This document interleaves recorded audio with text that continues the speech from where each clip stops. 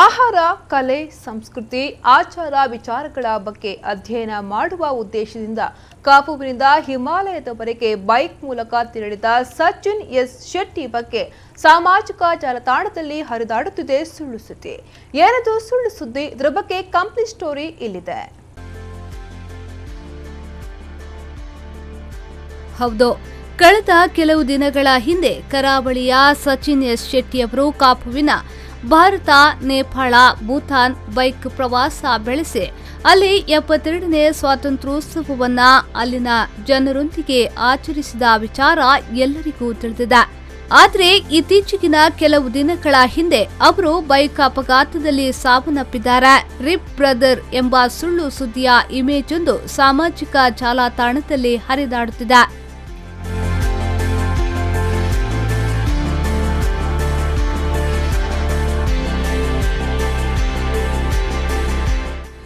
ಈ ಬಗ್ಗೆ ವಿ4 ನ್ಯೂಸ್ನೊಂದಿಗೆ ಮಾತನಾಡಿದ ಸಚಿನ್, ಈ ಸುದ್ದಿಯನ್ನ ಕೇಳಿ ನನಗೂ ಆಶ್ಚರ್ಯವಾಯಿತು. ಇದು ಯಾರು ಮಾಡಿದ್ದಾರೆ, ಏನು ಉದ್ದೇಶ ಎಂಬುದು ತಿಳಿದಿಲ್ಲ. ನನಗೇನೂ ಆಗಿಲ್ಲ, ಸಂತೋಷವಾಗಿದ್ದೇನೆ. ದಯವಿಟ್ಟು ಹೀಗೆ ಮಾಡಬೇಡಿ ಎಂದು ಹೇಳಿದ್ರು.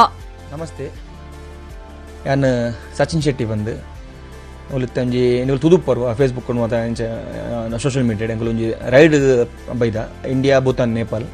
ಸೊ ತೆಂಕಲು ರೈಟ್ ನಾವು ಭೂಟಾನ್ ರೈಡ್.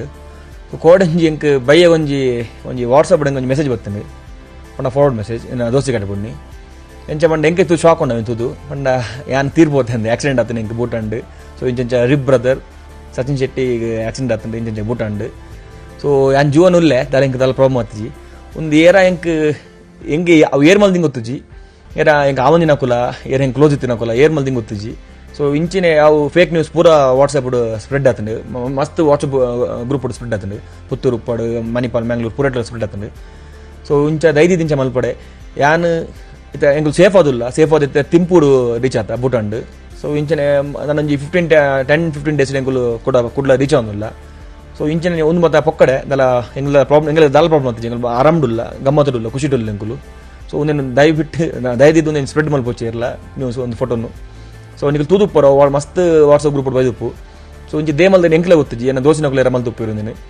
ಸೊ ಎಂಕುಲು ಮುಲ್ಪ ದಲ ಪ್ರಾಬ್ಲಮ್ ಇಜ್ಜಂದೆ ಆರಾಮ್ ರೈಡ್ ಎಂಕುಲು ಪೋಂದುಲ್ಲ, ನಿಖಲ ಆಶೀರ್ವಾದ ನಿಖಲ ಸಪೋರ್ಟ್ ಎಂಕುಲು ಮುಲ್ಪ ಎಡ್ಡಿಡುಲ್ಲ ಅದು ಈತೆ ಪಂಡತ್ತಲ್ಲಿ ಅದೇನೂ ಗೊತ್ತಿಲ್ಲ. ಇತ್ತೀಚಿನ ದಿನಗಳಲ್ಲಿ ಸಾಮಾಜಿಕ ಜಾಲತಾಣಗಳಲ್ಲಿ ದುರ್ಬಳಕೆ ಹೆಚ್ಚಾಗ್ತಿದೆ. ಇದು ಹೀಗೆ ಮುಂದುವರೆದರೆ ಭವಿಷ್ಯದ ಉತ್ತಮ ಭಾರತದ ಕಲ್ಪನೆ ಕೂಡ ಸಾಧ್ಯ. ಸಾಮಾಜಿಕ ಜಾಲತಾಣದ ಬಳಕೆ ತಪ್ಪಲ್ಲ, ನಾವು ಬಳಸುವ ವಿಧಾನ ತಪ್ಪಾಗಿದೆಯಷ್ಟೇ. ಮುಂದೆ ಇಂತಹ ಘಟನೆಗಳು ನಡೆಯದಿರಲಿ ಎಂಬುದೇ ನಮ್ಮ ಆಶಯ.